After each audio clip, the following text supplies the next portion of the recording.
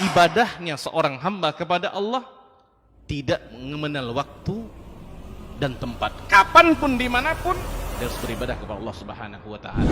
Harga diri seorang mukmin itu di sisi Allah lebih besar daripada kehormatan Ka'bah sendiri.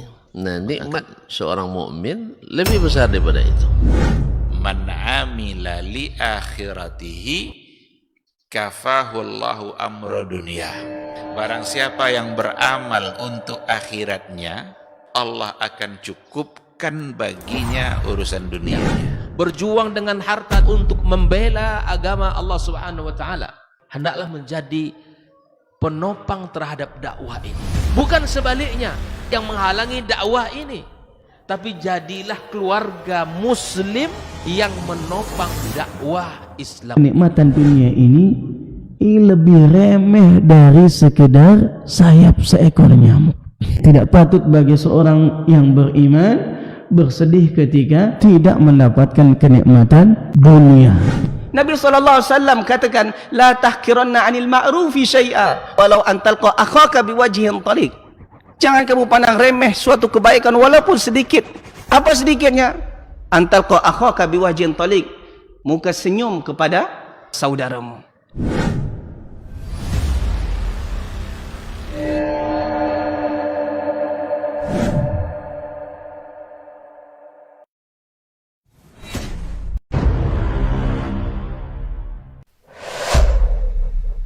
Dunia dan seisinya ini bagi Allah tak sama nilainya dengan sebelah sayap lalat. Barang siapa yang beramal untuk akhiratnya, Allah akan cukupkan baginya urusan dunia. Sayati zamanun 'alan nasi as-sabiru fihim qalqabit al-jamarah. Akan ada satu masa di Assalamualaikum zaman warahmatullahi wabarakatuh. Innal hamdalillah nahmaduhu wa nasta'inuhu wa nastaghfiruh wa na'udzu billahi min shururi anfusina wa min sayyiati a'malina. May yahdihillahu fala mudhillalah wa may yudlilhu fala hadiyalah. Asyhadu an la ilaha illallah wahdahu la syarikalah wa asyhadu anna Muhammadan abduhu wa rasuluh la nabiyya wa la rasula ba'da. Ikhwati fillah, ma'asyiral hadirin wal hadirat, rahimani Allahu wa iyyakum. Mari sama-sama kita kembali bersyukur pada Allah Subhanahu wa taala. Alhamdulillah, pada pagi yang penuh berkah ini kita kembali dibangunkan oleh Allah Subhanahu wa taala dari tidur kita. Mudah-mudahan ketika kita dibangunkan oleh Allah membuat kita semakin banyak bersyukur, karena bangun itu sendiri adalah nikmat yang diberikan oleh Allah Azza wa Jalla. Kita berharap mudah-mudahan senantiasa lidah kita memuji, senantiasa hati kita dekat dengan Allah, senantiasa kita selalu ingat kepada nikmat-nikmat yang diberikan oleh Allah Azza wa Jalla. Nikmat iman, nikmat Islam, nikmat semangat untuk duduk di majelis ilmu. Kita tidak akan bisa duduk di majelis ilmu kalau seandainya Allah Subhanahu wa taala tidak memudahkan untuk itu. Maka bersyukurlah karena Allah telah memberikan kesempatan kepada kita untuk mendapatkan sesuatu yang fadilahnya luar biasa. Akan mendapatkan ketenangan hati, akan diliputi oleh rahmat dan kasih sayang Allah, bahkan akan didoakan oleh malaikat-malaikat Allah Subhanahu wa taala. Sama-sama kita juga harus berselawat dan salam untuk Rasul kita yang mulia Nabi Muhammad sallallahu alaihi wasallam. Allahumma salli ala Muhammad wa ala ali Muhammad. Mudah-mudahan kita semakin kenal dengan beliau. Mudah-mudahan kita semakin mencintainya. Dan mudah-mudahan kita semakin rindu untuk berjumpa dengan beliau.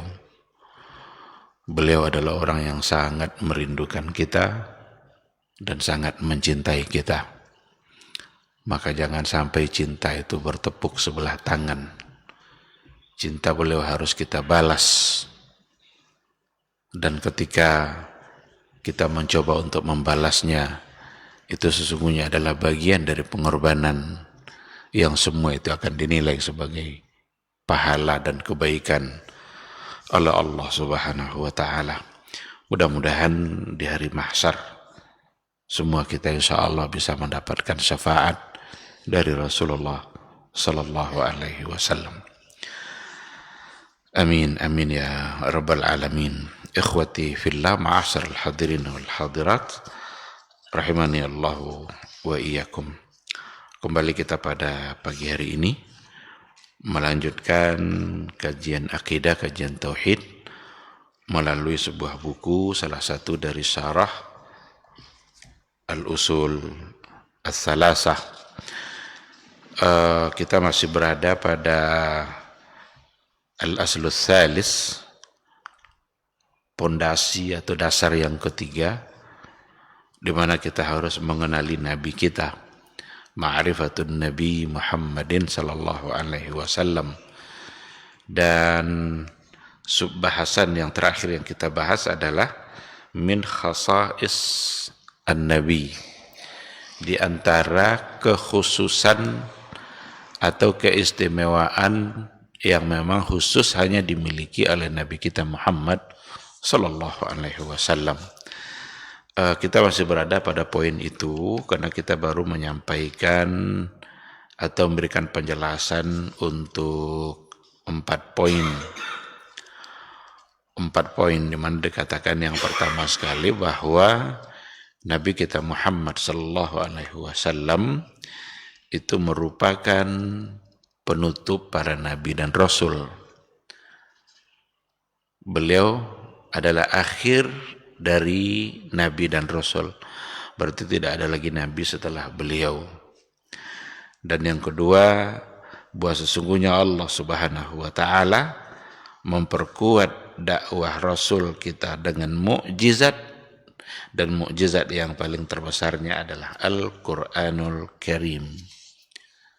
Al-Quran adalah sebagai mukjizat, ditantang orang-orang jahiliyah dulu untuk mendatangkan semisal Al-Quran, meskipun 1 surat, bahkan 1 ayat, tapi tidak ada satupun di antara mereka yang sanggup untuk melakukannya. Yang ketiga, keumuman risalah yang dimiliki, yang disampaikan oleh Rasulullah sallallahu alaihi wasallam untuk semua manusia, bahkan manusia dan jin. Dan itu tidak ada pada risalah yang sebelumnya. Risalah yang sebelumnya, setiap nabi diutus hanya untuk kaumnya saja. Sedangkan Nabi Muhammad sallallahu alaihi wasallam diutus untuk likafatis tsaqalaini, al-jinni wal ins. Maka dalam Al-Quran juga diceritakan ada sekelompok jin yang mendengarkan Al-Quranul Karim dan dia beriman kepada apa yang dibawa oleh Rasulullah SAW.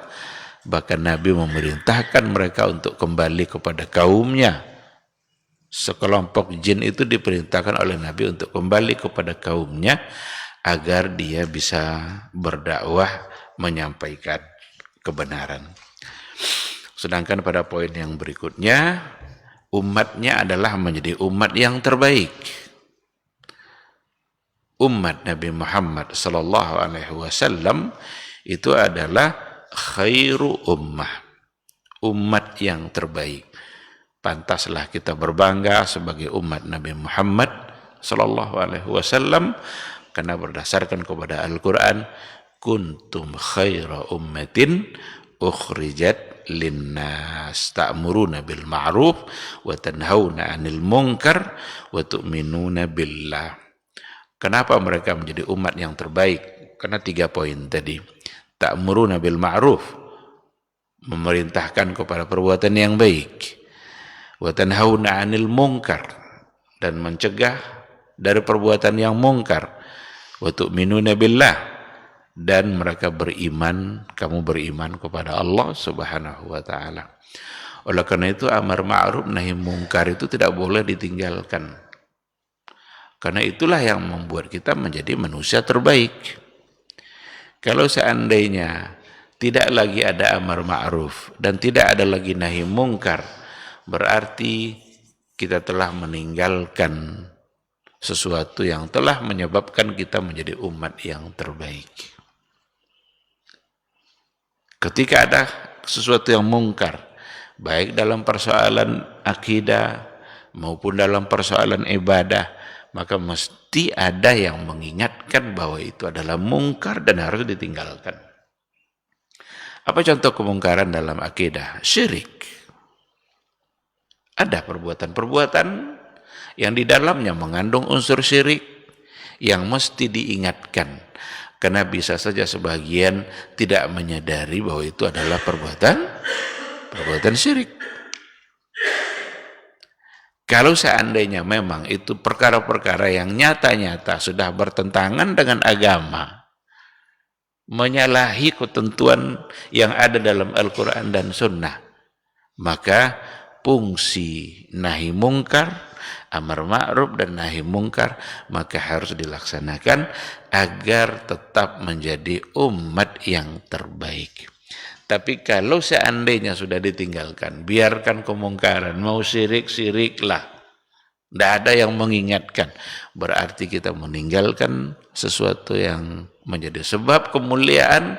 Jangan-jangan disebabkan oleh meninggalkan yang tadi, kita justru menjadi umat yang terburuk. Karena tidak lagi mau mengambil fungsi untuk melakukan sesuatu yang telah menjadi asbab untuk mendapatkan kemuliaan itu. Nah, ternyata pada poin itu adalah merupakan khasa'is Nabi, keistimewaan Rasulullah sallallahu alaihi wasallam. Juga dikatakan bahwa Nabi Muhammad sallallahu alaihi wasallam sayyidu waladi Adam yaumal qiyamah, adalah penghulu Bani Adam, penghulu dari semua manusia, keturunan Adam itu adalah Nabi Muhammad sallallahu alaihi wasallam yaumal qiyamah, nanti pada hari kiamat. Fahuwa khairuhum wa asyrafuhum wa ahabbuhum ilallah, maka Nabi Muhammad adalah yang terbaik, yang termulia, yang paling dicintai oleh Allah subhanahu wa ta'ala. Wa kullul mursalin wan nabiyyin khairun wa syarifun wa habibun indallah. Para nabi, para rasul, semuanya tentu saja adalah orang yang baik, orang mulia, orang yang dicintai Allah. Walakinnahu sallallahu alaihi wasallam, tetapi Nabi kita Muhammad sallallahu alaihi wasallam berada di depan. Dia yang pertama, dia yang terbaik, yang paling dimuliakan oleh Allah subhanahu wa ta'ala. Baik, sekarang kita akan masuk pada poin yang kelima. Sebenarnya yang keenam, karena ada dua angka yang tersalah di sini. Pada sini 5, tapi sebenarnya urutannya yang keenam. Sebagai khasaisin Nabi sallallahu alaihi wasallam, yang berikutnya adalah annahu sallallahu alaihi wasallam sahibus syafa'atil uzma li ahlil mauqifi yaumal qiyamah. Rasulullah sallallahu alaihi wasallam itu adalah sahibus syafa'atil uzma, pemilik syafaat uzma, syafaat besar. Ada nanti syafaatul uzma, syafaat yang pertama kali yang diberikan kepada Rasulullah sallallahu alaihi wasallam, dan bahkan itu dirasakan oleh semua umat yang ada di padang mahsyar ketika itu, termasuk umat-umat yang sebelumnya. Diceritakan dalam riwayat bahwa sesungguhnya nanti di hari mahsyar, ketika manusia sudah dibangkitkan oleh Allah subhanahu wa ta'ala, dan yang pertama yang akan dibangkitkan itu adalah Nabi Muhammad sallallahu alaihi wasallam. Setelah itu baru manusia secara keseluruhan, umat yang lain. Maka mereka beradalah di satu lapangan besar. Diceritakan dalam riwayat itu lapangan yang datar, tidak ada menurunnya dan tidak ada mendaki, tidak ada tanjakannya sama sekali, datar. Itu yang disebut dengan mahsyar. Jadi mahsyar itu kalau dibawa ke dalam ilmu nahu, itu namanya isim makan. Isim makan itu satu nama yang menunjukkan tempat. Jadi mahsyar berarti tempat berkumpul. Karena hasyara itu sendiri artinya adalah berkumpul. Jadi mahsyar itu tempat berkumpul. Semua umat ketika mereka sudah dikembalikan ruh kepada jasad, dibangkitkan dari kuburnya, kemudian mereka dihidupkan kembali, roh masing-masing dikembalikan, dan mereka berkumpul di mahsyar itu. Dalam waktu yang cukup lama, sudah puluhan tahun tak juga ada kejelasan akan dihisab. Matahari di atas kepala itu sangat dekat sekali, tentu akan terasa sangat panas. Meskipun ada orang-orang yang mendapatkan naungan dari Allah, kan dalam hadis dikatakan sab'atun, ada 7 kelompok, yuzilluhumullahu yawma la zilla illa zilluh, dinaungi oleh Allah di mana hari itu tidak ada payung, tidak ada naungan kecuali naungan yang datang dari Allah Subhanahu wa taala. Orang-orang seperti itu barangkali akan terasa ringan karena amal-amal solehnya yang ada di dunia yang sudah ditetapkan berdasarkan kepada hadis itu, 7 kelompok tadi itu. Tetapi manusia-manusia yang lain semuanya merasa kepanasan, merasa kesulitan karena tidak ada kejelasan untuk dihisab. Ketika itulah Rasulullah Shallallahu Alaihi Wasallam memohon kepada Allah Subhanahu Wa Taala untuk dia menagih janji yang dulu diiyakan oleh Allah Subhanahu Wa Taala ketika di dunia. Jadi dulu Rasulullah Sallallahu Alaihi Wasallam memohon kepada Allah Subhanahu Wa Taala dan dikabulkan permohonan itu oleh Allah. Apa permohonan Nabi dulu ketika di dunia? Ya Allah, izinkan saya di akhirat kelak untuk memberikan syafaat kepada manusia. Nah, Nabi bilang ketika itu, ya Rabb, ya Rabbi, wahai Rabbku, saya ingin menagih janji yang dulu kamu kabulkan. Apa itu? Untuk diberikan syafaat. Apa yang mau kamu minta? Kata Allah. Ketika itulah Nabi mengatakan, tolong dipercepat hisab umat manusia di hari ini. Nah, ketika Nabi sudah meminta itu, karena sebelumnya diminta kepada nabi-nabi yang lain. Dan tidak ada satupun nabi yang sanggup untuk mengiyakan memberikan syafaat itu. Datang kepada Nabi Adam suruh kepada Nabi Nuh. Nabi Nuh bilang, jangan saya tidak bisa untuk memberikan syafaat itu. Coba datang kepada Nabi Ibrahim. Nabi Ibrahim bilang, saya tidak sanggup untuk memberikan syafaat itu. Karena dulu selama di dunia itu, dalam hidup saya pernah terpaksa berbohong 3 kali. Malu saya untuk memintakan syafaat di hari ini karena pernah terpaksa berbohong 3 kali selama hidup. Jadi Nabi Ibrahim selama hidupnya hanya 3 kali, itu pun bukan pula karena untuk sengaja berbohong. Terpaksa dia mengucapkan kata-kata yang seolah-olah dia berbohong, padahal tidak. Coba minta kepada Nabi yang lain. Nabi Isa sampailah pada akhirnya kepada Nabi Muhammad sallallahu alaihi wasallam, maka dikatakan hatta tantahiya ila Rasulillah Muhammadin sallallahu alaihi wasallam fayaqumu sallallahu alaihi wasallam fayaqulu ana laha. Jadi sampai kepada Nabi Muhammad Sallallahu Alaihi Wasallam, Nabi kita berdiri dan dia mengatakan ana laha, memang saya yang akan melakukan itu. Sayalah orang yang diberikan izin oleh Allah untuk memberikan syafaat itu. Maka diminta oleh Nabi kita Muhammad Sallallahu Alaihi Wasallam agar syafaat itu dikabulkan, dan yang diminta pertama kali oleh Nabi kita adalah untuk disegerakan hisab. Ketika sudah disegerakan hisab, tentu dirasakanlah kebaikannya oleh semua orang, karena ketika tadi semua orang bingung dan merasa kesulitan dalam menghadapi mahsyar, tidak juga dimulai proses hisab. Tapi ketika Nabi kita Muhammad SAW meminta itu, maka Allah memulai proses hisab itu.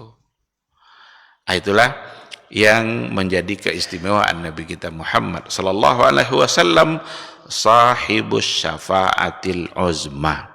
Dia pemilik syafaat uzma, syafaat yang besar. Fayashfa'u wa yashfa'uhu Allah.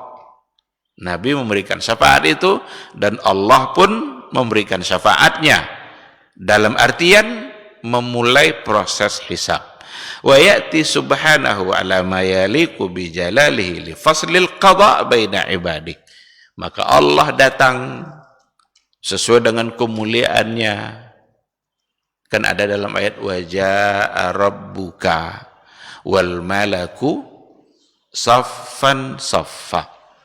Wa jaa rabbuka wal malaku saffan saffa. Rabbmu datang bersama para malaikatnya, bersaf-saf para malaikat itu. Dan di situ ada Rabb yang juga ikut datang. Datang di sini ini sebagai satu sifat kemuliaan yang dimiliki oleh Allah Subhanahu wa taala. Seperti apa datangnya wallahu a'lam.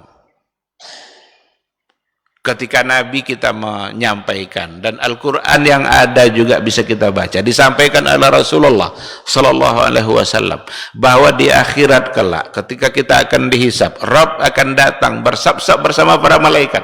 Seperti apa Allah datang? Wallahu a'lam.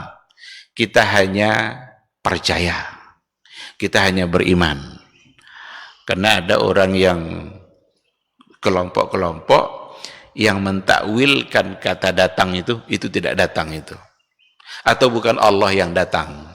Yang datang adalah perintah Allah. Padahal Nabi kita tidak pernah juga menyampaikan bahwa yang dimaksud dengan yang datang itu adalah perintahnya.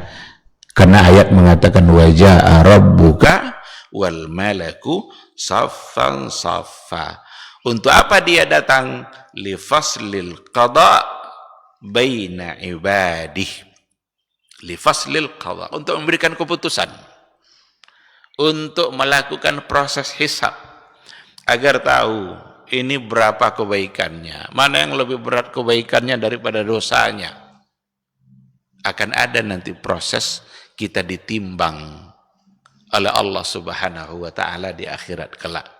Dan Nabi kita pada saat itu mendapatkan posisi yang mulia. Itulah yang disebut dengan Al-Maqamul Mahmud. Kan ada, kalau kita selesai azan ada doanya. Apa doanya itu? Yang Maqam Mahmudah itu. Allahumma rabba hazi da'wati tamma wassalatil qa'imah ati Muhammadanil wasilata wal fadilah wa ba'ashu maqamam mahmudah. Bangkitkan nanti Nabi kita, ini doa kita, dan dia mendapatkan maqamam mahmudah. Dalam hadis lain dikatakan oleh Nabi kita, maqamam mahmudah itu hanya satu orang yang mendapatkan di situ, dan saya berharap saya yang akan berada di situ. Maka barang siapa yang membaca doa tadi setiap selesai azan, kata Rasul, halat lahu syafaati, dia pantas mendapatkan syafaat saya. Karena kita mendoakan kebaikan yang untuk Rasul kita di saat nanti di mahsyar itu, ketika dihisab, dia mendapatkan maqamah mahmudah, posisi yang terbaik, dekat dengan Allah, di mana Allah memulai proses untuk menghisab hambanya. Nah, jadi itu yang disebut dengan syafaatul uzma. Ada nanti syafaat-syafaat yang dimiliki oleh Rasulullah Sallallahu Alaihi Wasallam untuk orang-orang tertentu yang melaksanakan amal-amal tertentu. Tentu saja tidak didapatkan oleh semua orang, tapi didapat oleh orang-orang yang melaksanakan amalan-amalan tadi. Ya seperti membaca doa setelah azan, memperbanyak selawat kepada Nabi. Untuk hal-hal yang memang ada riwayatnya, ada nasnya, ada hadis yang disampaikan oleh Rasul kita yang mulia. Tinggal kita lagi memperbanyak amalan yang dijanjikan untuk mendapatkan syafaat yang tadi itu. Nah, kalau syafaatul uzma itu syafaat besar yang memang semua orang ikut merasakannya, bukan orang-orang tertentu saja. Ikhwati fillah, inilah poin yang keenam tadi, menjadi khasais an-nabi, keistimewaan Rasul kita. Dia mendapat atau dia menjadi pemilik syafaat kubra. Maka mulailah hisab, dan disitulah keadilan Allah menunjukkannya. Tidak ada satupun yang tidak mendapatkan keadilan itu. Semua. Kalau seandainya ada orang-orang yang terzalimi, maka dia akan mendapatkan kembali haknya. Kalau seandainya bahkan ada hewan, dalam hadis dikatakan seperti itu, seandainya ada hewan yang menzalimi hewan yang lain, maka nanti di akhirat dia akan mendapatkan keadilan itu. Dan itulah hukum Allah, dan tidak bisa dibantah, tidak bisa diprotes, dan bahkan berdasarkan kepada hadis yang datang dari Ibnu Abbas, dikatakan oleh beliau, nanti pada saat kita dihisab itu, kita berhadapan langsung dengan Allah, laisa bainahu wa bainahu turjuman. Laisa bainahu wa bainahu turjuman. Tidak ada di antara kita dan antara Allah itu penterjemahnya, tidak ada. Tapi berhadapan secara langsung. Seperti apa? Wallahu alam. Tunggu nanti saatnya. Kita sekarang hanya mempersiapkan diri untuk menghadapi masa itu. Menghadapi saat di mana nanti kita dihisab oleh Allah Subhanahu wa taala secara adil. Dan semua catatan tidak ada yang keliru. Amalan si fulan tidak akan salah catat. Dia dulu pernah berbuat baik segini, nggak akan pindah amal ini kepada catatan orang lain. Keburukan yang dilakukan oleh si fulan tidak akan pindah pula kepada orang lain, tidak akan tersalah pula malaikat itu dalam mencatatnya. Semua lengkap dengan data-datanya.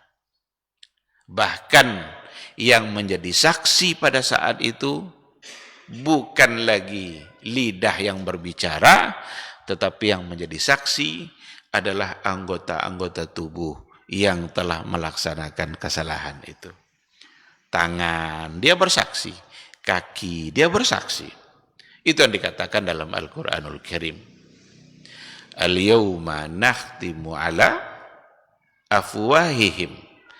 Hari ini kami kunci mulut mereka. Lalu apa yang menjadi saksi? Wa tukallimuna aydihim. Yang akan berbicara nanti apa? Tangan. Berarti tangan kita bisa berbicara. Tangan ini ya bisa berbicara. Yang selama ini kita kalau bicara adalah pakai lidah kita sendiri. Tapi nanti kata Allah lidah terkunci. Nggak bisa lagi berbohong. Karena yang memberikan kesaksian itu tidak lagi lidah, tetapi adalah tangan, kaki. Dia akan memberi kesaksian sendiri. Ini perkara-perkara yang jangan kita akal-akali. Maka masalah-masalah gaib, masalah-masalah iman, itu memang harus kita imani. Yang paling kita fungsikan dalam perkara-perkara gaib, itu hati kita yang di dalamnya ada iman. Jangan akal. Karena kalau seandainya yang kita kedepankan untuk difungsikan adalah akal, akal itu kan suka berpikir. Jadi difikirkannya, oh ini tidak mungkin nih katanya. Maka banyak orang yang menolak perkara-perkara akidah dalam Al-Quran yang dirubah-rubahnya. Padahal Nabi tidak pernah merubah-rubah seperti itu. Ada sifat-sifat Allah yang wajib kita imani, tapi ditolaknya, ditakwilkannya. Kenapa? Karena akalnya mengatakan itu tidak pantas untuk Allah. Padahal masalah gaib, masalah iman, tidak akan bisa selesai oleh akal. Karena akal itu tidak punya kemampuan untuk menganalisa perkara-perkara gaib. Perkara-perkara yang nyata saja, akal kita ada yang tak sanggup untuk mencernanya. Apalagi masalah gaib. Nanti Al-Quran akan menjadi saksi di hadapan Allah saat kita dihisab itu. Quran datang dan bersaksi. Quran akan ngomong. Bacaan Al-Quran kita itu akan berbicara di hadapan Allah. Apa kata Al-Quran itu? Ya Rabbi, wahai Rabbku, dia telah membaca saya, menghabiskan waktunya gara-gara saya. Ini kata Al-Quran nih. Fasyafi'ni fihi. Jadikan saya pada hari ini syafaat bagi dia. Puasa kita, ibadah puasa kita akan juga nanti bersaksi di hadapan Allah. Apa pula kata puasa nanti? Ya Rabbi, mana'tuhu anit ta'am. Saya telah menghalanginya untuk menikmati makanan. Gara-gara saya dia tidak makan, tidak minum. Dulu ketika hidup di dunia. Fasyafi'ni fihi. Maka jadikan pula saya hari ini sebagai syafaat bagi dia. Berarti puasa bisa ngomong. Puasa bisa ngomong. Bacaan Quran kita bisa ngomong. Gimana ngomongnya? Mana mulutnya puasa itu? Jangan dipikirkan. Ini masalah-masalah gaib yang datang dari hadis-hadis yang sahih. Nanti tunggu saatnya kita akan membuktikan semua kebenaran yang disampaikan oleh Rasulullah sallallahu alaihi wasallam. Nah, termasuk tangan ini, kaki yang telah berjalan kemana-mana, kadang masuk ke tempat maksiat, kadang melakukan sesuatu yang tak diridai oleh Allah, nanti akan bersaksi. Mana mulutnya kaki kita? Wallahu a'lam. Nah, kalau untuk hal-hal yang seperti itu, kita tidak bisa memikirkan, apalagi hal-hal yang berhubungan dengan Allah Subhanahu wa ta'ala. Maka hadithul maji, itu hadithul maji istilahnya itu. Hadis yang menyatakan nanti Allah akan datang untuk menghisab. Sesuai dengan Al-Quran dan hadis Nabi juga. Wa ja'a rabbuka. Itu jangan ditakwilkan. Jangan dipindah-pindahkan maknanya. Allah bilang, Allah datang bersama malaikat. Terus kita mau apa? Mau kita tolak? Jangan. Seperti apa? Hanya Allah yang tahu. Nanti di akhirat kita akan merasakan. Sekarang kita tinggal mengimaninya.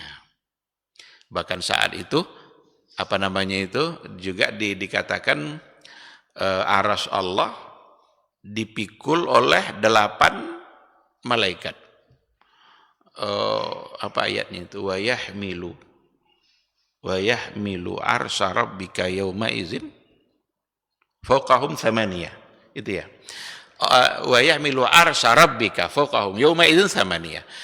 Akan dipikul nanti arsy Allah itu pada hari itu dipikul oleh 8 malaikat. Para ulama tafsir 8 itu ditafsir oleh para ulama 8 saf. Ada yang mengartikan 8 malaikat yang memang besar-besar, tapi ada yang mengartikan 8 saf yang memikul aras Allah. Itu semua perkara-perkara akhirat, perkara-perkara gaib yang bisa kita baca melalui hadis-hadis Nabi, yang jika hadisnya adalah hadis yang sahih, maka kewajiban kita adalah untuk percaya. Maka ketika sekarang Allah berada di atas aras, jangan sulit kali menerima ayat itu. Jangan sulit sekali. Ar-Rahmanu 'alal 'arsy istawa. Allah bersemayam, Allah berada di atas aras.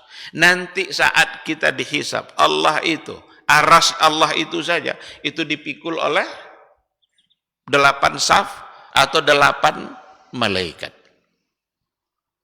Aras itu kalau dibawa kepada makhluk singgasana. Setiap raja dia punya singgasana. Dan singgasana itu biasanya tempat yang paling terindah dari semua istana itu. Kalau ada raja punya istana, yang paling terindah yang akan ada di istana itu adalah singgasana raja itu sendiri. Dan Allah adalah Malikul Mulk, adalah raja dari sekalian raja. Bahkan nanti Allah tantang semua raja-raja yang pembangkang itu. Di akhirat kelak Allah akan tantang ini. Aina mulukul ard. Mana raja-raja dunia itu? Mana raja-raja yang angkuh dulu itu? Mana Fir'aun? Mana Namrud? Anal Malik. Sayalah yang raja itu hari ini. Begitu dalam apa namanya? Bahkan dalam Al-Qur'an dan juga diperjelas oleh Rasulullah sallallahu alaihi wasallam.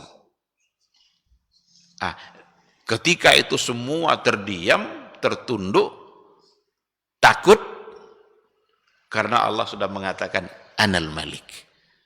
Sayalah yang raja yang sesungguhnya. Allah sebagai Malikul Mulk, dia juga punya arsy. Ada arsy-nya. Seperti apa? Wallahu alam. Hanya Allah yang tahu. Dan arsy-nya Allah itu adalah asyraful mawjudat. Yang paling mulia dari semua yang ada itu arsy-nya Allah. Dan ketika itu Al-Quran mengatakan juga Ar-Rahmanu ala al-arsy istawa wa kana arsyuhu 'alal ma. Adalah arsy Allah itu berada di atas air. Arsy Allah berada di atas air. Mau kita pikirkan gimana itu coba? Di atas langit ketujuh sana berarti ada laut di sana, ada air. Karena wa kana arsyuhu 'alal ma.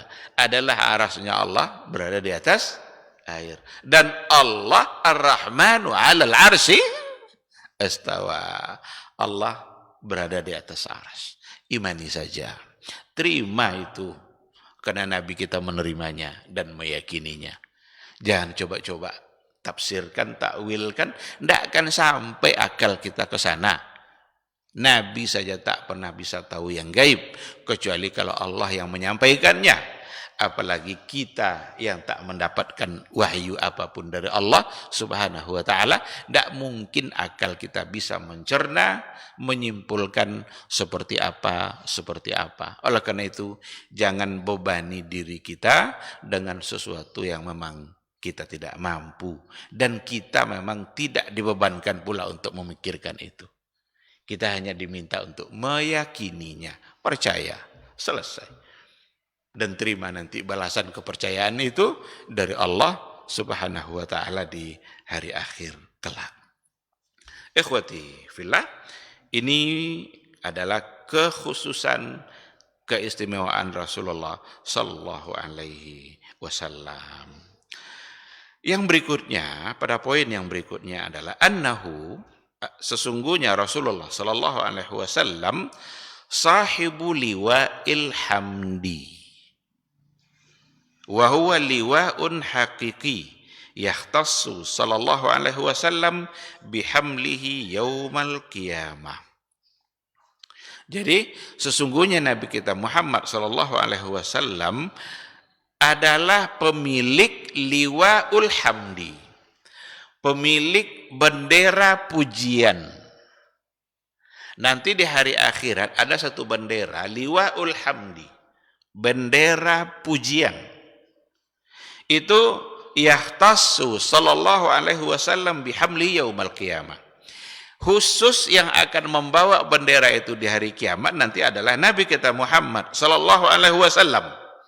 Wa yakunun nasu taba'an lahu yaumal qiyamah. Dan manusia-manusia semua taba'an lahu, mengikutinya. Mengikuti Nabi kita Muhammad sallallahu alaihi wasallam yaumal qiyamah. Kenapa dia yang diberikan liwa'ul hamdi itu? Li'annahu yahmadullaha ta'ala bimahamid lam yahmadhu biha ghairuhu. Karena Rasulullah sallallahu alaihi wasallam, nabi kita yang mulia, yahmaduhu Allah taala. Yahmadullah taala, memuji Allah subhanahu wa ta'ala dengan berbagai macam cara pujian yang tidak pernah dilakukan oleh nabi-nabi yang sebelumnya. Bahkan namanya saja Muhammad, orang yang dipuji, dan yang paling pantas dipuji sesungguhnya hanyalah Allah. Alhamdulillahi Rabbil Alamin. Jadi dikatakan tidak ada orang lain yang memberikan pujian-pujian kepada Allah sebanyak yang dilakukan oleh Nabi kita Muhammad sallallahu alaihi wasallam. Terdapat dalam Sunan Tirmizi, ini yang dijadikan alasan oleh penulis buku ini, dasarnya adalah hadis dalam Sunan Tirmizi. Dikatakan bahwasanya Rasulullah sallallahu alaihi wasallam berkata, "Ana sayyidu waladi Adam yaumal qiyamah wala fakhar." Saya adalah penghulu waladi Adam. Penghulu keturunan Adam. Yaumal qiyamah, pada hari kiamat. Wala fakhar. La fakhar itu tidak sombong. Jadi meskipun dia adalah sebagai penghulunya, tapi dia tidak sombong. Wa ana awwalu man tansaqu anhul ard. Dan saya adalah orang yang pertama sekali yang tansaqu anhul ard, dipecahkan bumi ini untuk dia. Wala fakhar, dan tidak ada kesombongan. Wa biyadi liwaul hamdi. Ini dia. Wa biyadi, dan di tangan saya nanti liwaul hamdi, ada bendera pujian. Berarti Nabi sendiri yang mengatakan, di tangan saya, berarti sayalah nanti di hari akhir itu yang akan memegang bendera liwaul hamdi. Wala fakhr, dan tidak ada kesombongan. Lalu katanya, Adam faman dunahu tahta liwa'i. Adam dan orang-orang yang semuanya selain Adam yang menjadi keturunannya tahta liwa'i, berada di bawah komando saya, berada di bawah bendera saya. Kalau pemegang bendera kan biasanya komando ada di tangan dia. Katanya maju, maju. Kan kalau ada pasukan berperang, ada satu yang pegang benderanya. Berarti dia komandonya. Semua orang dari Adam dan seluruh keturunannya tahta liwa'i, di bawah komando saya, kata Rasul. Ini hadis terdapat di dalam Sunan At-Tirmizi dan juga Ibnu Majah dan Imam Ahmad. Hadis inilah yang dijadikan landasan bahwa sesungguhnya di akhirat kelak Rasulullah Shallallahu Alaihi Wasallam dialah yang pemilik bendera atau pemegang komando bagi semua orang. Maka ketika mulai bersiap-siap untuk dihisab, berarti Nabi juga berada paling depan karena memang dia yang memegang liwaul hamdi. Yang berikutnya yang menjadi keistimewaan Rasul kita yang mulia, annahu sallallahu alaihi wasallam, sesungguhnya Nabi kita sallallahu alaihi wasallam, allazi yastaftihu babal jannah fayuftah lahu. Dialah nanti yang meminta bukakan pintu surga, fayuftahu lahu, maka dibukalah untuk Rasul itu pintu surga, la yuftahu li ahadin qablah, tidaklah dibuka pintu surga itu untuk selain dia sebelumnya. Berarti dia orang pertama yang dibukakan untuknya pintu surga, tidak ada pernah dibuka untuk orang sebelumnya. Wa awwalu man yadkhulul jannah, dan Rasul adalah orang yang pertama masuk ke dalam surganya Allah Subhanahu wa ta'ala. Yang berikutnya juga adalah annahu sallallahu alaihi wasallam awfarun nasi hazzan minas syafa'a li ahlil kabairi min ummati. Sesungguhnya Rasul sallallahu alaihi wasallam adalah orang yang paling banyak mendapatkan porsi bagian syafaat, memberikan syafaat li ahlil kabair min ummatihi, bagi pelaku-pelaku dosa besar. Dosa besar itu kan banyak. Yang terbesar adalah syirik. Kalau untuk syirik ini nggak bisa diganggu gugat ini. Ini menjadi prerogatif Allah Subhanahu wa taala. Orang-orang yang melakukan dosa syirik mesti menyatakan keampunannya ketika dia hidup. Kalau dia tidak minta ampun kepada Allah saat hidup di dunia, dosa syirik dibawa sampai ke akhirat dan tidak terampuni. Itu untuk kabair yang paling besar, syirik. Maka ada dalam ayat, innallaha la yaghfiru ayyushraka bihi. Sesungguhnya Allah tidak akan mengampuni dosa syirik, dosa orang yang berbuat syirik kepadanya. Apa maksud tidak diampuni di sini? Kalau dia sampai mati tidak menyatakan taubat, maka Allah tidak ampuni. Tetapi Allah mengampuni dosa-dosa yang lain bagi siapa yang dia kehendaki. Tetapi untuk kabair yang lain, li ahlil kabair yang lain, Nabi kita bisa memberikan syafaat. Kalau Nabi memberikan syafaatnya, berarti orang itu mendapatkan kebaikannya, dan Nabi lah orang yang paling banyak diberikan porsi syafaat untuk ahlul kabair itu. Apa contoh kabair yang lain? Sihir, akan ada sab'un minal mubiqat, ada di antaranya durhaka kepada orang tua, lari dari peperangan.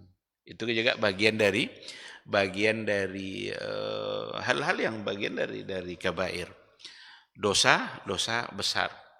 Dan sebenarnya dosa itu kalau seandainya dipandang siapa yang kita durhakai, maka dosa itu besar semua sebenarnya. Tidak ada yang kecil. Jangan remehkan dosa-dosa kecil itu. Kalau kita pandang siapa yang sedang kita durhakai. Cuma memang para ulama memberikan berdasarkan kepada hadis juga ada tingkatan-tingkatan untuk perbuatan dosa. Sehingga dibagi-bagilah, ada yang besar, ada yang kecil.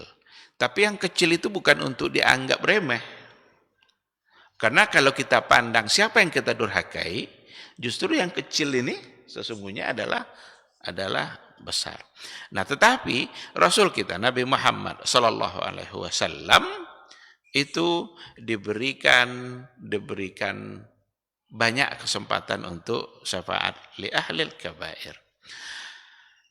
Pada poin yang berikutnya, anna ummatahu sallallahu alaihi wasallam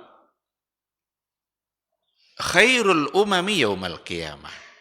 Nabi kita Nabi Muhammad sallallahu alaihi wasallam di hari kiamat nanti, umat Nabi kita itu berarti kita ini adalah khairul umam. Umat yang terbaik pula nanti pada hari kiamat. Fahum aktsaru ahlil jannah. Maka umat Nabi Muhammad sallallahu alaihi wasallam adalah umat yang paling banyak mengisi surganya Allah. Idh yablughuna syatra ahlil jannah aw yazidun. Bahkan sampai separuh penduduk surga, bahkan lebih, itu adalah umat Nabi Muhammad sallallahu alaihi wasallam. Jadi itu menjadi satu kemuliaan bagi Rasul kita ketika umatnya adalah menjadi umat yang terbaik di hari kiamat dan menjadi penduduk surga terbesar, bahkan dikatakan separuh bahkan lebih. Dalam satu riwayat fis sahihaini itu berarti dalam Sahih Bukhari dan juga dalam Sahih Muslim. Anhu sallallahu alaihi wasallam qal, dari Nabi kita Muhammad sallallahu alaihi wasallam dia berkata, inni la arju an takunu syatra ahlil jannah. Kata Rasul, sesungguhnya saya berharap an takunu, kalian ini, dia bicara di hadapan para sahabat, kalian tentu masuk umat yang lain juga, karena kita juga umat Nabi Muhammad. Antakunu syatra ahlil jannah. Saya berharap kalian nanti itu adalah separuh penduduk separuh penduduk surga. Oleh karena itulah Rasulullah SAW menghabiskan semua tenaga, harta, waktu, upaya supaya umatnya tidak masuk neraka. Berkorban, mengorbankan segala-galanya dalam menyampaikan, memperjuangkan risalah. Untuk apa tujuannya? Agar kita mendapatkan panduan hidup dan nanti di akhirat kita bisa masuk surga. Bahkan diberikan pula kesempatan untuk memberikan syafaat untuk orang-orang yang telah melakukan dosa besar. Kalau Nabi sedang memberikan syafaat, maka Allah akan mengampuninya dan kemudian dia bisa masuk surga.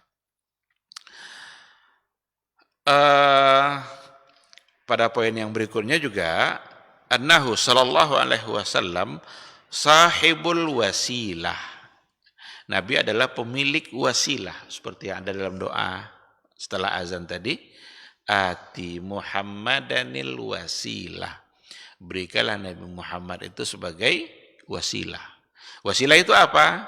Wahiyya manzilatun fil jannah. Manzilatun fil jannah. Itu satu tempat di dalam surga. La takunu illa li abdin wahid. La takunu illa li abdin wahid. Tidaklah tempat itu kecuali hanya untuk satu orang hamba Allah saja. Lalu kata Nabi, arju an akuna ana huwa. Saya berharap sayalah orangnya yang mendapatkan wasilah. Faman sa'alallaha liyal wasilah. Barang siapa yang memohon kepada Allah untuk saya mendapatkan wasilah, berarti doa setelah azan tadi, barang siapa yang membacakan doa setelah azan tadi, halat lahus syafa'ah, berarti dia halatu halal, pantas dia mendapatkan syafaat, halal baginya syafaat. Itu arti wasilah. Jadi jangan salah paham juga dan kata wasilah. Kadang dijadikan wasilah di sini menjadikan Nabi Muhammad sebagai wasilah dalam doa. Ada yang mengartikan seperti itu. Kenapa banyak aliran-aliran seperti orang-orang sufi umpamanya yang dalam setiap doanya selalu menjadikan Nabi kita sebagai wasilahnya. Inilah diantaranya karena hati Muhammadanil wasilah. Berikan kepada Muhammad itu wasilah. Wasilah di situ bukan wasilah dalam berdoa tadi. Karena Nabi kita sudah wafat. Berdoalah langsung kepada Allah. Tapi kalau berdoa dengan menunjukkan cinta kita kepada Nabi, itu tidak apa-apa tuh. Cintai Nabi itu, lakukan sunnah-sunnahnya.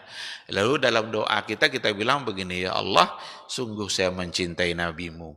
Maka dengan kecintaan saya kepada Nabimu itu, kabulkan doa saya. Itu bisa. Karena cinta Nabi itu adalah ibadah.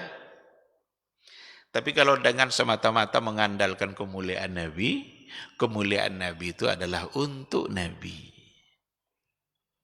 Kita kalau mau mulia pula, cintai Nabi itu. Bukan kita mengandalkan kemuliaan Nabi kemudian untuk dijadikan perantara dalam doa kita. Maka wasilah itu manzilatun fil jannah. Satu tempat yang ada di dalam surganya Allah. La takunu illa li abdin wahid. Di mana tidaklah tempat itu kecuali hanya untuk satu orang hamba saja. Dan Nabi berharap yang satu itu adalah saya. Pada poin yang berikutnya, dan ini adalah yang terakhir, menjadi keistimewaan juga bagi Nabi kita Muhammad sallallahu alaihi wasallam, ma khassallahu ta'ala bihi syari'atahu. Apa yang telah dihususkan oleh Allah Subhanahu wa taala dari syariat-syariatnya, min taisiril ahkam, seperti kemudahan-kemudahan dalam hukum, wa raf'il asari wal aglal. Allah mengangkat berbagai macam bentuk kesulitan-kesulitan yang ada dalam kehidupan umat Nabi Muhammad, wa tausi'il halal. Allah memperluas perkara-perkara yang halal, wa tadyiqil haram, dan Allah mempersempit perkara-perkara yang haram, wa yusril ibadat, kemudahan-kemudahan dalam beribadah, wa mudha'afatil hasanat, dilipat gandakan kebaikan-kebaikan, Itu semua adalah menjadi khususiyah, keistimewaan Nabi kita sallallahu alaihi wasallam. Taisirul ahkam, kemudahan-kemudahan dalam hukum. Tidak bisa sholat berdiri, duduk. Tidak bisa duduk berbaring. Yang penting kita tetap taat. Tidak bisa berwuduk pakai air, pindah pada tayamum. Yang penting tetap taat. Jadi solusi saat sulit bukan ketaatan yang dihentikan. Tetap taat. Cuma bentuk ketaatan yang dipermudah. Dan itu keistimewaan yang ada pada syariat Nabi kita Muhammad sallallahu alaihi wasallam. Kalau kita safar, boleh jamaah, boleh qashar. Kalau kita safar, boleh tidak puasa dengan alasan safar. Bukankah itu semua adalah bagian dari kemudahan? Di mana kemudahan seperti itu dulu pada masa sebelumnya tidak ada. Maka jadilah dia min khususiyah atau min khasais an-nabi sallallahu alaihi wasallam. Termasuk di antaranya mudha'afatul hasanat. Dilipat gandakannya kebaikan-kebaikan. Satu amalan yang kita kerjakan bisa mendapatkan 10 pahala. Satu huruf Al-Quran yang kita baca, man qara'a harfan minal Quran, barang siapa yang membaca satu huruf dari Al-Quran, falahu hasanah wal hasanatu bi asyri amsalihah. Dan satu kebaikan itu berlipat ganda menjadi 10. Berarti satu huruf Quran yang kita baca jadi 10. Tidak ada pada umat yang sebelumnya. Barang siapa yang manhamma bihasanatin, barang siapa yang berkeinginan untuk berbuat baik, dicatat 1 pahala. Padahal baru niat keinginan buat baik. Tapi kalau kebaikan itu terlaksana, dapat dia 10. Wa man hamma bisayyi'atin, siapa yang berkeinginan pula melakukan dosa, belum dicatat. Sementara berkeinginan buat baik sudah dicatat sebagai satu kebaikan. Kalau berbuat dosa, berniat saja belum dicatat. Kalau nanti terlaksana, baru dicatat sebagai satu dosa. Jadi yang halal itu memang diperluas, yang haram dipersempit. Apa tujuannya? Agar kita semakin banyak mendapatkan kebaikan, dan itu hanya ada pada umat Nabi Muhammad sallallahu alaihi wasallam. Baik, ikhwati fillah, ini beberapa poin yang berkaitan dengan khasaisin Nabi. Keistimewaan, kekhususan yang dimiliki oleh Nabi kita yang mulia dan juga dimiliki oleh syariatnya, dan kita sebagai umatnya mendapatkan kemuliaan-kemuliaan itu. Bahkan kita sebagai umat Nabi Muhammad menjadi umat yang terbaik di akhirat kelak, bahkan menjadi penghuni surga terbanyak, separuh bahkan lebih dari isi surga itu dari umatnya Nabi Muhammad sallallahu alaihi wasallam. Dengan mengetahui kemuliaan ini, tidak ada alasan lagi untuk tidak mencintai beliau. Tidak ada alasan lagi untuk tidak mentaati sunnahnya. Tidak ada alasan lagi untuk tetap berada, agar kita tetap bisa berada di dalam panduannya. Jangan coba-coba cari panduan yang lain. Kalau ada orang yang mencoba mencari panduan lain selain daripada panduan Nabi kita, pasti akan tertolak, tidak akan diterima, dan dia akan menjadi orang yang merugi. Baik, ini mungkin yang kita bahas pada pagi hari ini. Nanti kita akan bisa masuk lagi pada poin berikutnya, min huquqin nabi ala ummati. Di antara hak-hak Nabi dari umatnya. Nah, kalau kita sudah tahu keistimewaannya, Nabi punya hak dari kita yang harus kita tunaikan. Insya Allah kita sambung pada pertemuan yang berikutnya. Terima kasih. Tafadhal.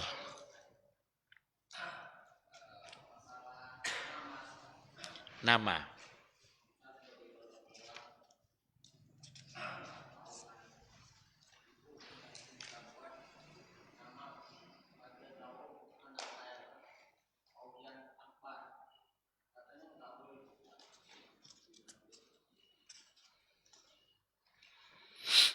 Iya.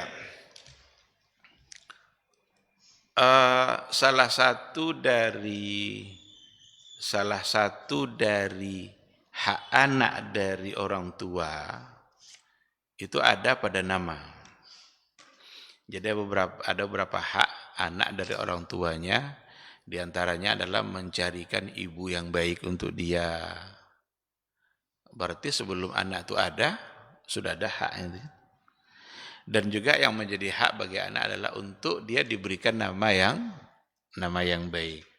Karena nama itu adalah doa. Nama adalah doa. Dan ketika kita memberikan nama, berarti kita mendoakan dia untuk sesuai dengan namanya. Walaupun kadang-kadang banyak orang yang tidak sesuai dengan namanya.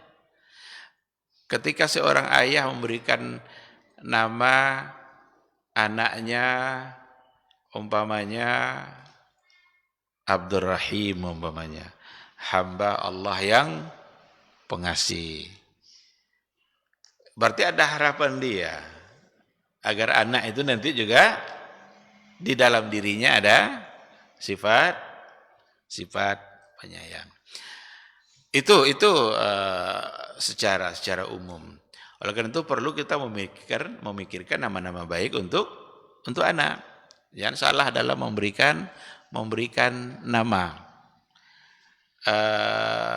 Ambil nama-nama yang kadang-kadang memang bisa dari lafaz-lafaz Al-Quran yang mengandung nama baik, atau dari hadis-hadis Nabi, atau bisa saja dirangkai-rangkai. Kalau ada orang mengerti dengan bahasa Arab lalu dirangkai-rangkainya, yang penting di dalamnya mengandung unsur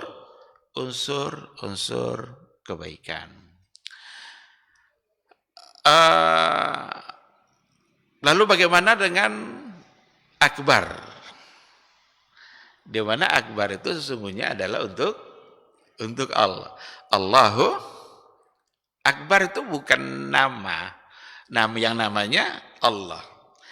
Akbar itu sifat yang disandarkan kepada Allah sebagai pujian untuk Allah. Allah yang maha besar. Sama dengan subhanallah. Subhan itu bukan namanya. Yang nama itu Allahnya. Subhan itu pujian yang diberikan untuk Allah. Sifat yang pantas diberikan oleh Allah. Maha suci Allah subhanahu wa ta'ala. Lalu bagaimana dengan Fauzan? Fauzan akbar. Fauzan maha besar. Tapi tentu saja maksudnya bukan itu ya. Ini karena sudah terjadi, sudah terlanjur, sudah mau punya anak pula, kita tidak mungkin mau diapain gitu kan. Kita bisa meyakini bahwa tentu saja dari orang tua tidak ada sedikit pun niat untuk mengatakan menyamai dengan Allah Subhanahu wa taala, karena tidak pantas untuk seperti itu. Apakah harus diganti? Wallahu a'lam. Mana lagi mau menggantinya? Kalau mau diganti juga silahkan. Iya, digantinya. Nah, kalau memang siap untuk diganti, bisa saja. Tetapi untuk nama, umpamanya Allah punya sifat dan namanya Ar-Rahman atau Ar-Rahim atau pokoknya nama-nama yang lain, Malik. Boleh enggak diberi nama itu kepada seseorang tanpa menyebut Abdu? Umpamanya enggak disebut Abdurrahman, Rahman saja. Rahman Aziz umpamanya. Boleh enggak? Enggak boleh. Kalau Malik itu sifat Allah, nama dia enggak? Malik. Yang memiliki. Maliki Yaumiddin. Malik. Ada Imam Malik, itu bukan Abdul Malik namanya, memang Malik. Tidak ada abdunya. Aziz umpamanya. Tidak ada abdunya, aziz saja. Untuk itu boleh, tidak ada masalah. Karena tidak akan mungkin sama secara hakikat. Yang tidak boleh itu lafaz Allah. Jangan coba-coba beri orang nama. Mesti ada Abdullah. Saya pernah dapat cerita dulu sejauh mana kebenarannya. Waktu kuliah di ada katanya di India orang yang menamakan anaknya Allah seketika mati, lahir anaknya diberinya nama Allah, seketika itu dia langsung mati. Tapi untuk asma yang lain, Malik umpamanya atau atau Razzaq, tanpa kata Abdul, soalnya tidak ada pelarangannya. Karena tidak akan pernah sama. Yang lebih baik tentu saja pakai Abdullah. Kalau Abdullah jelas kan. Abdurrahman. Bahkan nama yang terbaik itu adalah Abdullah dan Abdurrahman. Itu nama yang terbaik. Walaupun orang sekarang jarang menamakan anaknya dan itu. Ini nama-nama jadul nih katanya kan. Ini nama-nama lama ini. Padahal sesungguhnya itu adalah nama yang terbaik. Wallahu a'lam. Saya kira seperti itu. Jazakumullah khair. Juga pelajaran dari Ustaz tadi saya kira bagus itu. Digantinya menjadi Ustaz Ali Ahmad. Padahal awalnya adalah Ali Akbar. Ya barangkali kena kekhawatiran yang tadi itu. Dan bisa juga agar kita contoh kan. Yang baik tentu bagus untuk dicontoh. Tapi ketika memang tidak ada sama sekali di hati untuk menyamakan seperti tadi, dan saya yakin tentu tidak ada. Mudah-mudahan tidak bermasalah. Wallahu a'lam.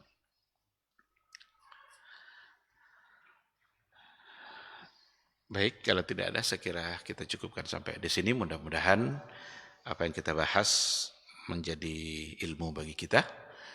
Yang benar itu semata-mata bimbingan dari Allah. Dan kalau ada yang salah dan keliru itu karena kekurangan ilmu. Mohon untuk dimaafkan dan semoga Allah juga mengampuninya. Semoga kita semakin mencintai Rasul kita yang mulia. Amin, amin ya rabbal alamin. Subhanakallahumma wa bihamdik. Asyhadu an la ilaha illa anta astaghfiruka wa atubu ilaik. Wassalamualaikum warahmatullahi wabarakatuh.